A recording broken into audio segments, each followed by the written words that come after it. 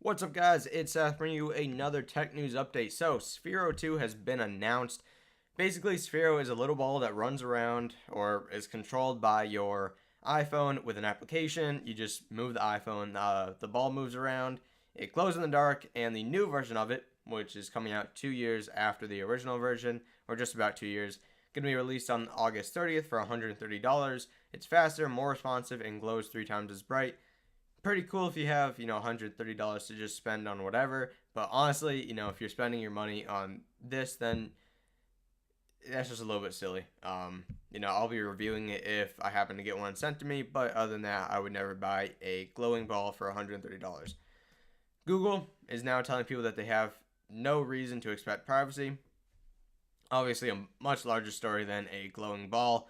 Some people are blowing this out of proportion. However, rightfully so, because it does seem to suggest with what Google said that, there is zero privacy if you are sending things through Gmail. What they actually said in the documents is that people cannot expect to be or cannot be surprised if an email provider looks at their email when processing it. So whoever processes the email once the email is sent out basically has the right to just look through whatever you're saying, and Gmail is fine with that. And Google is fine with that. Just honestly, this is only confirming. I can't necessarily fault Google completely. I mean, this is what they're doing, so that's bad to start with. But at least they're being honest about it to an extent. They are trying to downplay the significance of it. But at the same time, at least we know sort of what Gmail is doing.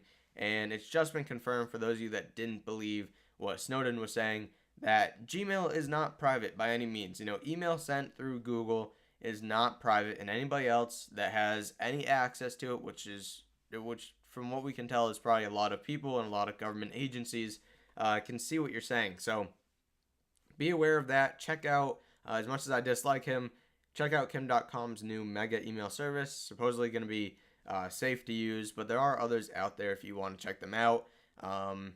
One suggestion: don't use DuckDuckGo if you're trying to be super safe.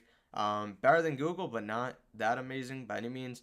But overall, just don't use Google services if you can avoid it, if you're trying to be private with what you're doing. I know people, take the argument that, if you have nothing to hide, then, really, why do you care?